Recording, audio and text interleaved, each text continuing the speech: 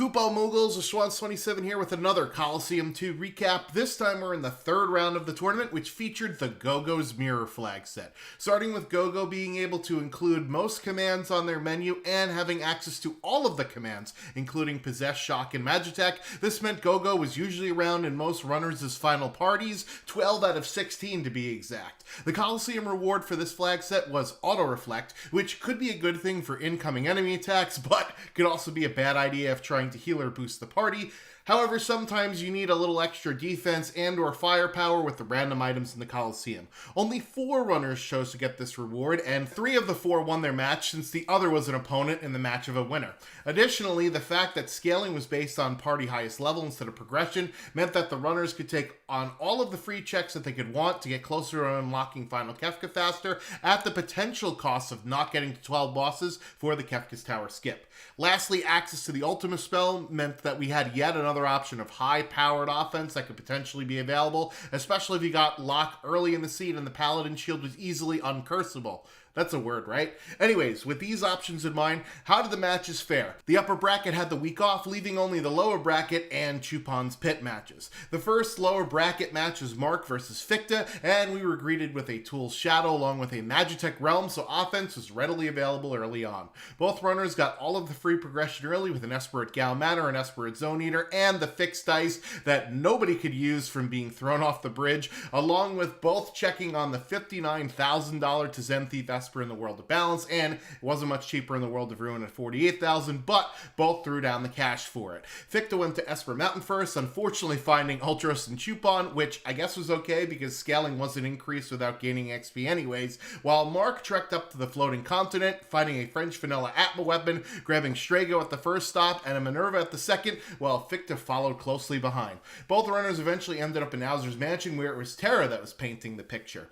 This was also about the time that both runners got Ultima at a ×1 rate, online against their boss battles, with Ficta following closely behind Mark, who was looking for his last character, but fought a pair of bosses and Moblins in spite of an Esper reward to get closer to that KT skip. But one of those bosses was a Doomgaze fight with a pair of characters that did not know the Ultima spell, so he reset out. Both runners peaked Fanatic's Tower and then split up, with Mark resetting to a Ghost and Kefka at Narsh spot, while Ficta went through to the Cave to the Sealed Gate first, also resetting when seeing Ghost at the end. Mark kept the Esper at the end of that check, which had Cure 2 on it, and we were down to either Elite River or Burning House for our final character. Mark chose the Raft, and Ficta chose Casa del Fuego. It was a Genji Glove dead check at the end of the Elite River, and the vanilla boss from that check was actually in the Burning House, where Mog swooped down to give Ficta go mode first, where he was greeted by Magi Master at the Toilet Atma spot going for his skip. However, having access to Tech Missile and Ultima meant this fight wasn't really a problem. Mark would soon hop into Kefka's Tower at the statue skip just behind Ficta, and the race was on when both were fighting a French Vanilla Doom at Inferno and then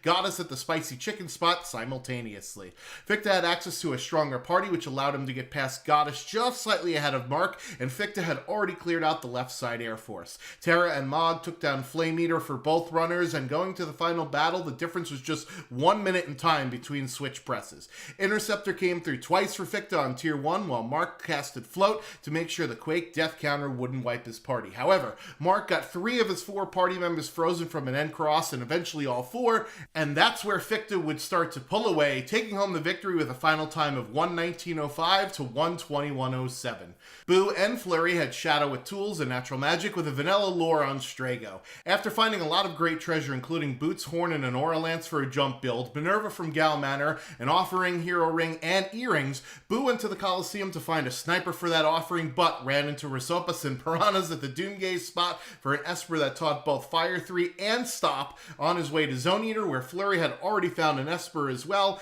and went to World of Balance Thamasa, finding a Luminos for sale that none of the 3 party members could use at this time, so he immediately went looking for a character to wield those swords, but got unlucky with the grind fights early, while Boo decided to take on the Velt Cave boss, even though there was a merchant on the ground for a gem box. However, he fought the Stooges which taught his Strago Whirlwind for healing to get around the auto-reflect that he put upon his party after winning a fight in the Coliseum. While Boo found another dead check in the Burning House, Flurry got Ice 3 from an Esper in Ebbett's Rock. The Esper from accidentally running into the Doomgaze position was extremely helpful in the first two bosses from the Floating Continent, with Stop for Poltergeist, although Flurry had Ice 3 and less levels for a shorter fight, and Fire 3 for Tritok, where Flurry just used Blowfish the whole time, and that allowed Boo to surpass his opponent. Our runners diverged afterwards, with Boo getting GP Rain Lock at the Veld, and for Flurry 14 it was Celeste Possess at Doma Siege, who could use that Illumina that he found earlier. Boo turned to Cyan's Dream to get 3 Espers, while Flurry went to the Zen Thief, South Figaro Basement, and Mount Zozo for 3 more Espers.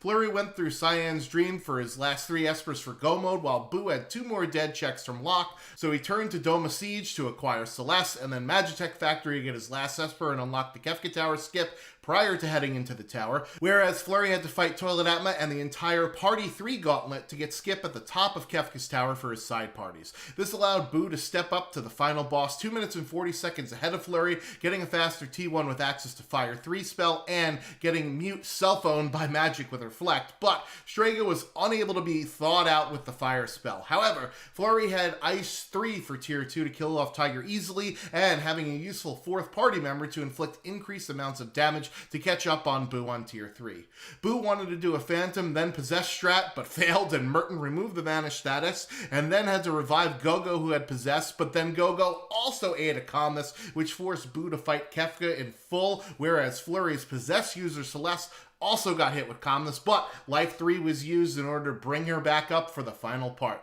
While Kefka was charging for Goner, Boo took off his shields to get a kill on him, 126.44 into the run, which was 20 seconds before the Possessed took down Kefka on Flurry's side, 127.04 in a nail-biter finish. The next match of Jex Rock versus Hefe01 felt very vanilla, with an Umaro and Runic Celeste start. Jex Rock had peaked Lock at Yeti Cave while doing Narsh looting, and then headed to a dead check Zone Eater. However, on the way over to South Figaro to continue looting, he ran into Doomgaze in the sky after a dead Zone Eater, and then is forced to take a reset and warps out upon continuing, leaving the Force Armor behind. Things would continue to be annoying for Jex Rock as both runners got the Pearl Lance with the Prisoner check, while Hefe had multiple Demi on his way into the Zone Eater check, and then he found out the Zen Thief wasn't selling any Espers, so our runners would have to work for their first piece of progression. While Jex Rock bought an offering for Sniper or Fixed Ice that nobody in the starting party could use, Hefe found an EXP egg in a chest in the Magitech Factory and broke a Thunder Rod with Mimic on Inferno to get past his first boss. Unfortunately, he did not have an answer for the Three Stooges at the next check with only a Fire Rod, so he warped out to head to the Opera House, unfortunately running into Magimaster, requiring yet another reset, while Jex Rock took on the lesser clone number 24 at the Tritok Cliff, going for Lock at Yeti Cave. After learning Ultima from the Esper he just received, it allowed him to easily dispatch of the Grabby Noodles in order to get his next character slots Lock, who could use that Sniper, and allowed him to check the Narsh weapon shop on the way out for an Illumina for Lock to use instead. Hefe's struggles continued against the Red Dragon, who had the Ganja getting his party totally stoned, man. But he finally broke through against number 24 that allowed him to also learn Ultima and finally get his feet underneath him, even though he found that experience egg much earlier than Jex Rock. Probably as a consequence of feeling behind, Hefe went to do Lock's checks to find another character, with even more vanilla throw Shadow, while Jex Rock cleared out the Magitech Factory that Hefe left to grab 3 more Espers. Jex soon followed suit, and both runners took off for the Floating Continent simultaneously, with more vanilla at the Atma weapon spot. After the Floating Continent, with both runners in the upper 40s to low 50s for levels, the race was on to find the remaining Espers, but with Jex Rock having a 2-stone lead, he was able to unlock Kefka and skip to the statues from doing both 4 boss checks available to him. After another Is This Even Randomized moment at the Doom statue, Hefe was getting trolled by Air Force's Spec, absorbing Ultima and noping out of a dead auction house. While Hefe was getting revenge on Magimaster, Jex Rock took down the final boss with a time of 122.17 to Hefe's 133.50, advancing on to the next round. In the shortest race of round 3, Jackamus and Kurgzy battled it out, starting with Shadow Throw and Strago Dance, but Jack soon found Sketch Celeste and Zone Eater, and Kurgzy went into the Burning House, finding Sword Tech Cyan. Jack followed shortly thereafter, and Kurgzy found Lock at Doma Siege, but he also found Magimaster, so he had to reset out of that fight and swap places with Jack, going down to Zone Eater for Celeste. Jack also had boss problems as he took a death to Air Force in the burning house, forcing him to try a different route, grabbing a cheap 42-46 Ragnarok at Zen Thief and heading into the Opera House. Kirksey, meanwhile, accidentally ran into Inferno at the Doomgaze spot, but thankfully had Water Edge to throw and Bolt 2 to cast, grabbing the Kieran Esper, which without Setzer would have been hard for Jack to get, who got a second Ragnarok, this time the Esper as his reward. Kirksey followed the Cyan path with yet another Ragnarok sword, this time at Mount Zozo, and then ran into Cyan's Dream to get his remaining sword techs, while Jack went into the Magitech factory to pick up 4 bosses, 3 Espers, 2 times his party barely made it out alive, and a partridge in a pear tree. Come on, it's Christmas time. Jack went back for revenge against Air Force and had Berserk to quell the Magimaster fight for his 6-character lock. Meanwhile, Kirksey did the Velt Cave into Ebbett's Rock combo for an Esper and his 6-character Edgar. Just needing Espers, Kirksey went into the Esper item density at the Magitech factory, and Jack went with the guaranteed progression at the Floating Continent, running into a lengthy Poltergeist fight that made heavy use of the Stunner sword tech to keep Spicy Chicken from taking too many turns against his party,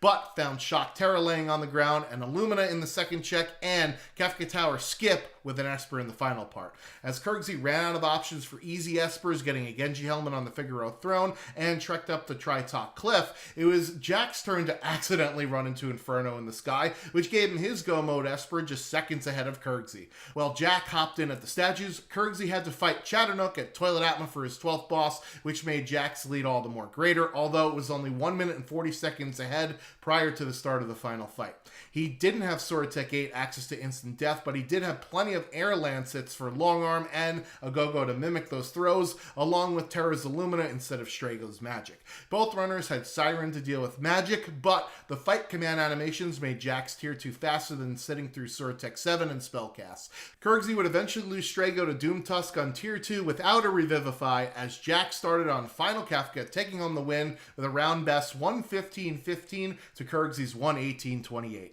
Zelfer and Double Down's matchup started with Sword Tech Sabin and Strago Lore, along with finding Valiant Knives in a shop that everyone could wear, but not enough money to purchase any so early on in the seed. Unfortunately, the runners ran into 4 dead checks in a row between Zone Eater, Collapsing House Imperial Camp, and Barren Falls. Double Down saw throw Celeste at the bottom of Fanatic's Tower, while Zelfer found Health Cyan at Ebbett's Rock, and the divergence continued, with Zelfer going to Cyan's Dream to unlock all of the Sword Tech for Sabin, and Double Down going to get an Esper from the Prisoner Cell and the Magitech Factory. However, more dead checks continued with 2 high-tier items in the Dream and an Esper, and a Force Shield at the first Magitech spot before getting 2 Espers at the other spots, so at 40 minutes into the race, we only had 4 characters and 4 Espers. Zelfer found Gao at Doma Siege and took 5 fights to get his 6-character Umaro in the Velt. Meanwhile, Double Down reset out a Phantom Train that had yet another dead check before both runners went to Narsh, with Double Down in the World of Balance to reset out of Kefka at Narsh looking for another character,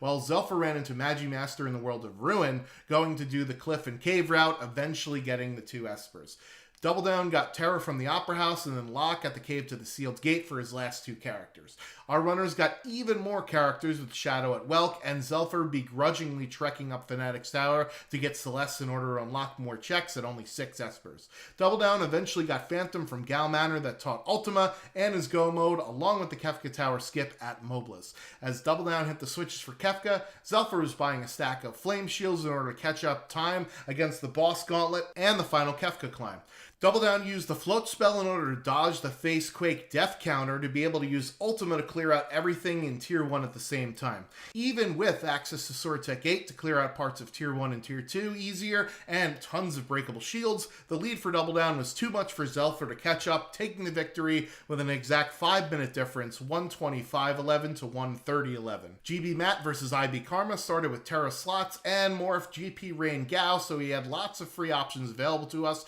with Karma heading through the Serpent Trench after getting 2 Espers, while Matt went to the Welk Cave in order to get Lore Setzer, then up to Kefka at Narsh for some Marvel shoes. Karma continued collecting rocks at the top of Zozo Tower, while Matt dipped into the Coliseum to grab a Behemoth suit and the Auto Reflect status, then grabbed Rage Sabin at Daryl's Tomb, while Karma grabbed Setzer, but then got his next 2 characters with Sabin and Capture Shadow at the Collapsing House. Meanwhile, Matt grabbed Fixed Dice from the Doomgaze spot for Setzer, and ran into Stray Cat in the Serpent entrenched for his Sabin Rage user. At 6 characters and 7 espers, Karma decided to head to the floating continent to take down 4 bosses and grab some levels to be ready for Kefka's Tower, finding Cyan on the floor. Meanwhile, Matt went into Collapsing House for his 6th character, also finding Katana Soul dropping an offering for his fixed dice user.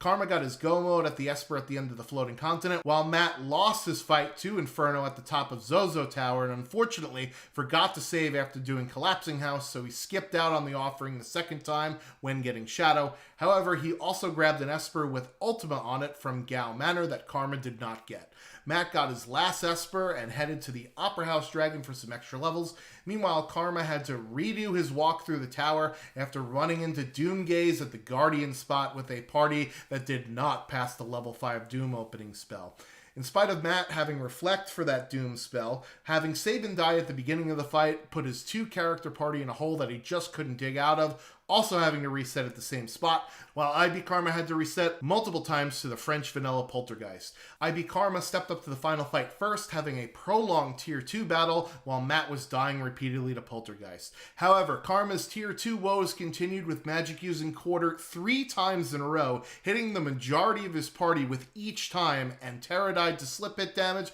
and Gogo died to a Pearl cast, leaving half of his party behind going to Tier 3. It was down to Gao and Setzer to take on Final Kefka without having any Phoenix Downs, which means that Gao stood alone, eating a Goner and then a Havoc Wing after he stood back up with life 3, so that meant that Karma had to start over and Matt took the lead, finishing up Tier 2, having access to Ultima, Fixed Dice Offering, and Cat Scratch on Sabin. However, a Merton from Tier 3 nearly destroyed his party, leaving only Setzer with 197 HP, which meant that Matt had to take the time to cure up his party while Karma caught up to Tier 2. Matt then got hit by a Meteor, which causes Life 3 Calmness Protection to be gone on multiple characters, luckily getting a clutch block by Gogo that allowed him to get through to the final Kefka phase, eventually finishing the battle with a time of 148.53 over IB Karma. Javinator squared up against Drulith with Edgar Magitech and Realm Sword Tech to start, along with a pair of free dead checks at the Figaro Throne and Zone Eater. Both runners bought some free progression with Starlet at the Tzen Thief, along with Ifrit and Odin at the Auction House. Javinator went into Esper Mountain for Sketch Lock against Chatternook with 2 Thunder Shields and a Minerva, while Drulith went for the Edgar Loop, finding an Experience Egg in a chest, and Ramu at the Engine Room that taught Ultima at a ×1 rate and teaching Merton. Javinator continued with the free checks, hopping into Phoenix Cave, grabbing Jump Terra, and to the Sealed Gate Cave for Madeline, how appropriate. Both runners converged again at World of Ruin Narsh, with Javinator being able to pull out a Ragnarok from the Narsh weapon shop, but the early game spells allowed Drew's offense to steamroll Skull Dragon and Poltergeist at Tritalk much faster than Javinator, even with one less character in his party. After going to the World of Balance side of Narsh, Javinator got Mog at Welk and then took the trip up the mountain for 2 Espers, while Drew got his 7th Esper from Mauser's Mansion and knew his 5th character had to be at Phoenix Cave. Drew got his go mode at Lone Wolf, while Javinator picked up a different Esper Fenrir that taught Ultima and had access to Possess on Setzer from Mobilis, which allowed him to easily defeat the Toilet Atma and Inferno spots with the command on Setzer and Gogo respectively, granting him Kefka Tower Skip to warp back out to the spot, allowing his possessed characters to come back into Kefka's Tower to use it again on one of the side statues, actually going past Drulith on that side, but still had to clear out the middle that Drulith had already done, and the Goddess spot, which neither runner had taken down. This meant that Drew was first to the final battle with a 2-minute lead over Javinator, and Drew was on Tier 2 when Javinator started his fight, getting unlucky with an Odin summon, but then succeeding with a Mimic. With access to Merton healing his entire party and damaging everything else, Drulith continued a tier ahead of Javinator, taking out Girl in 1 turn with a Genji Glove Ragnarok Edgar, who was subsequently lost to Calmness. Javinator took turns to give his characters life 3 for Calmness protection, and Drew took off of those shields that gave him the healing during the final battle during the Goner charge up, and it was enough damage to take home the win, 116.35 to Javinator's 118.42 from a possessed kill in a really fast tight race. Gar and Locke started off their match with Umaro and Jump Edgar, and a Sync going up to peek the Yeti Cave reward of a non-character, along with visiting the Force Shield successor to the Figaro Throne, and another dead check economizer in Zone Eater, meaning that the fourth character either had to be in the Edgar loop or Kefka at Narsh. Locke went into the Coliseum to get both an offering and a Valiant Knife combo for Edgar to use, while Gar headed down into the engine room getting a nice insta-death proc on Larry, but Locke was actually able to finish the fight first with a more powerful offense, even though Edgar was stoned on the job to finish the fight. Down in the ancient castle, it was Gar's turn to find a Valiant Knife for Edgar as the check reward prior to taking on the Gold Dragon. Locke went back to the Coliseum for another offering. Meanwhile, Gar checked the Coliseum and did not have a tonic to make the offering trade, but grabbed yet another Valiant Knife. Our fourth character had to be up in Kefka at Narsh with Control Celeste, but more importantly, it was another character that could equip the Valiant Knife. After an Esper in the South Figaro prisoner check, Locke found his namesake in the Opera House, yet another character who could equip the Valiant Knife. While Gar grabbed the Genji Shield and another Esper from the first couple of spots in the Magitech factory, Locke took on the World of Ruin Narsh Dragon, who dropped yet another Valiant Knife, giving him 3 in total, plus another Esper at Tritok Cliff and an Experience Egg in Yeti Cave. Eventually, Gar grabbed his fifth character, Shadow, at the end of the Magitech factory, and our runners' paths diverged even more. Locke found Dance Sabin at the end of Phoenix Cave, so he was on the hunt for Espers, while Gar did Shadow's checks, got Locke from the Opera House, and another Valiant Knife from the Coliseum. Both runners entered Kefka's tower about 2 minutes apart, with Locke being first, having the offerings for his Valiant Knife users, although he only had 3 useful party members instead of Gar's 4. The Magimaster fight at the Poltergeist statue took significantly longer for Gar without the offering to effectively hit Magimaster with the Valiant Knife, but he was able to turn to jump strats that did work out eventually. After eating a Quake on Tier 1, Locke was able to use the lack of HP on his characters as an advantage going forward. However, Tier 2 made a slight mess of things, and one of his characters was dead, and the other 2 were frozen, but he was already at Tier 3 by the time Gar stepped up to the final fight, which allowed Locke to take home the victory with a time of 1:22:27. This round also marked the second week of Chupon's Pit, which had the matches using the Setzer's Dice flag set from the previous week. This meant that runners started with Setzer and his natural slots command, with the wildly different price shops and lots of randomness throughout the seeds. Lunar Chimera and Verts had Gao tools and sketched natural magic, along with Realm Capture and 3608 GP dried meat, which is a high price, but it's actually better than most from the previous round. Both runners used this to get their first Esper and then branched out to Daryl's Tomb for Steel Terra in Lunar Chimera's case, and another Esper from the appropriately named Esper Mountain for Verts. Cave at the Sealed Gate yielded Jump Shadow for Lunar Chimera, and Verts found Mog and Mobliz, but unfortunately did not have the type of damage to deal with the Ifrit Shiva fight. Meanwhile, Lunar Chimera struggled against Tentacles at the Whelk spot, eventually winning with only half of his team alive for an Esper. Another death to Doomgaze and Zozo Tower. Lunar Chimera needed levels, so he went through the Serpent Trench for an Esper, while Verts got an instant death proc from a Wing Edge against the Ghost Train in the sky that gave him a gem box. However, he then went to the Coliseum for a Ragnarok and got Fixed Ice, offering and a Valiant Knife as the 3 high-tier items to give him an offensive advantage over Lunar Chimera. It was on to the Floating Continent for both the runners, where Lunar Chimera had to reset out of their first boss, Doom, due to lack of damage and getting frozen. Verts was able to push through and grab 3 Espers, while Lunar Chimera's struggles continued with more difficult boss battles, although he was able to take down Umaro in the air from being poisoned. However, the fight did not reward any XP, which was desperately needed to keep up with progression scaling. After buying an Esper in the auction house, he went to the Coliseum to pick up those rewards his opponent had gotten earlier. In spite of his early game struggles and level disadvantage, Lunar Chimera had the same 6 characters, 7 Espers progression as Verts after getting Mog, but not for long, as Verts got 2 more Espers for Go mode, while Lunar Chimera trekked up to the Floating Continent. Grabbing a Ragnarok reward from each of the 2 Kefka Tower Dragons meant that Verts' offense was super powered, while Lunar Chimera grabbed some additional bosses to make use of the Kefka's Tower skip at the end of the Floating Continent and the known dead check at the Velt Cave to not increase scaling. This would come in handy, as Verts took a death to Haydn as his first fight after doing the Inferno spot and both the dragons, meaning that he was sent a long way back. So he ended up skipping out on the dragons after getting caught by an opening Goner attack from White Dragon on the second go-round. So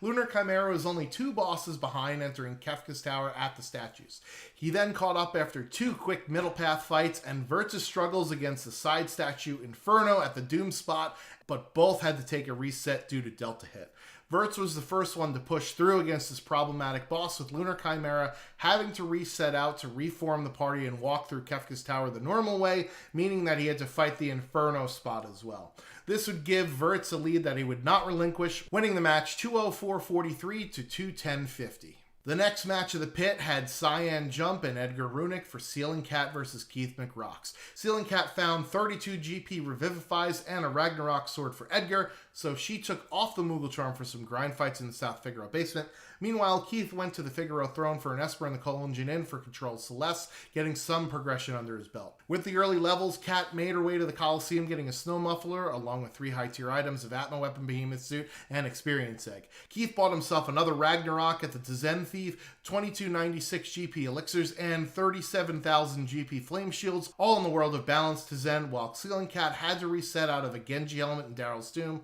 finding Realm at the Figaro Engine Room, but getting her main 2 damage dealers frozen by Doom meant yet another reset, eventually finding the same flame shields, but not buying the Tzen Thief just yet. Keith ran into some lengthy fix encounters at the Opera House, while Kat tried the Magitech Factory. After winning the first fight for an Economizer, she did not have any antidote to clear the poison status from her party, so she warped out to get a heal from the shed before diving back in for the second spot, which is also another dead check Thunder Shield, forcing her to go to the minecart ride to get some value out of this area, while Keith dispatched a Flame Eater for another Esper, giving him a 3-0 lead. Both runners ended up at Doma Siege, simultaneously acquiring Blitz Lock, but Keith had a 4-1 Esper lead. Ceiling Cat got Natural Magic Health Shadow from South Figaro Cave for a 6th character, and both runners went into Cyan's Dream for 3 more Espers. It wasn't until 51 minutes and 30 seconds to the race that Keith went to the Coliseum for a Warp Stone, upgrade to a Mega Elixir, and his 3 high-tier items, while Ceiling Cat got more Espers from Search the Skies and Gal Manor to put her at 7. However, Keith got his go mode from South Figaro Cave with Shadow. After Keith fought a dragon at the Opera House for some more levels, that allowed Ceiling Cat to obtain her last 2 Espers from some free checks, but feeling underleveled, decided to grind for some XP instead of increasing scaling with more dragon fights like Keith's strategy. A rude Inferno opening with follow-on into El Nino for Keith of the Spicy Chicken statue meant a reset. However, Ceiling Cat was still trying to get more levels from enemy encounters. After walking back through Kefka's Tower, Keith and Cat were both fighting Chatternook at the same time, albeit with him having 2 more bosses cleared out, and both unfortunately took a death, which meant even more walking for Ceiling Cat from the Inferno spot, while Keith was able to save in the middle path. This meant that Keith was able to step on the switches against Kefka first, and higher levels allowed him to take the victory with a 1:38:30 time. The last match of the pit had Edgar with Natural Magic Steel, along with Strago Jump for Shadow Sid and Infinite Fluff. During his looting loop, Fluff headed into the World of Balance Tzen, buying 17,441 GP Atma Weapons and the 26,201 GP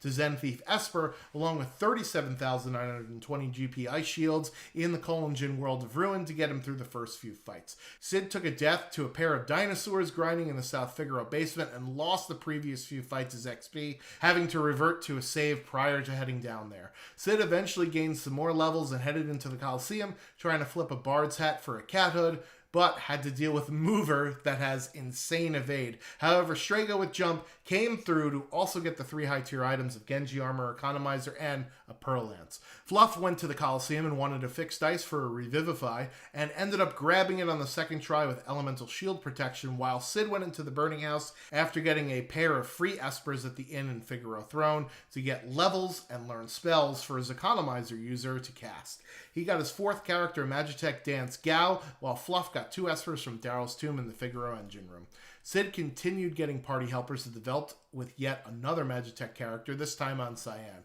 Fluff got his 5th Esper from the Ancient Castle, but took a wipe to Dirt Dragon for a time loss, while Sid went back to the Coliseum for the fixed dice now that he could effectively deal with the enemy. Both runners fought Vargas and the Ipoos in the sky, but Sid with a 4th party member and 2 with Magitech was able to catch up to Fluff with a boss kill near synced. A dead Search the Skies, Serpent Trench, and Doma Siege eventually forced Sid to go into Cyan's Dream for his next progression, while Fluff deduced his next characters at Burning House, Fanatic's Tower, or Kefka at Narsh, and decided that Casa del Fuego was the least worst option, both runners fighting Umaro in different places at the same time. Cyan's dream paid off for Sid with Shadow and 2 more Espers, and then he grabbed Realm from Gal Manor before heading to World of Ruin Jador for the auction house in Hauser's mansion, with Fluff following Sid's footsteps into the dream for his go mode first, while Sid was watching a spoiled kid getting this year's hottest selling toy item, an Imp Robot gift for the holidays. He did nab 2 Espers and neglected a painting Sabin at Hauser's mansion. Fluff hopped into Kefka's tower and got stonewalled by Doom at the Guardian spot, forcing a reset back to his save prior to defeating the Inferno spot and the subsequent dragon. The dead checks continued for Sid and Mount Zozo, and Fluff's Edgar died in the repeat dragon fight, so the Atma weapon user did not gain the XP. He eventually tried the right side statue with Rex Soul to better luck, while Sid's last Esper in the Velt Cave was gated by a Magi Master that was too much for his party to handle on the first time around. Infinite Fluff had just 1 more statue to kill, while Sid took down Magi Master for his final Esper. This last statue, however, would prove to be difficult, as it was the 3 Stooges casting things like Hyperdrive, Ultima, and Goner. Eventually, Fluff broke through on the 4th chance, stepping up to final Kefka as Sid was making his way back through Kefka's tower for the side statues. He put a dead Shadow in his initial party to bring him to life when out of Phoenix Downs from the Stooges fight. However, he lost Setzer on Tier 1, who was the only one that knew the life spell, and then Cyan on Tier 2, heading up to Tier 3 in rough shape while Sid stepped up for his final battle. Fluff would eventually have his Gao killed during that phase, along with Edgar being condemned, so it was all up to Shadow, who took a counterattack from sleep, and his party was annihilated, opening the door for Sid to take the lead. Fluff would lose Setzer again on Tier 1 in his refight, which meant he wasn't able to get his fallen characters back up, along with Sid's levels and higher potent offense, allowed him to get the win with a time of 2:10:12 in this seed that our runners fought 3 different dragon spots, and all of them, Ancient Castle, Mount Zozo, and Kefka's Tower right side, were Dirt Dragon. Yikes. On to the best plays of round 2, with Boo getting great use out of the auto-reflect status in his run, Magic muting himself, and especially this one here, a Poltergeist trying to cast Stop, brings back those wall ring strats from the early days of Worlds Collide here to nullify the Spicy Chicken. Since this was Gogo's mirror after all, we need a Zone Eater play, and IB Karma delivers, with the close-up Chancellor skip going right up to the bridge-throwing Troll, having no fear in this one.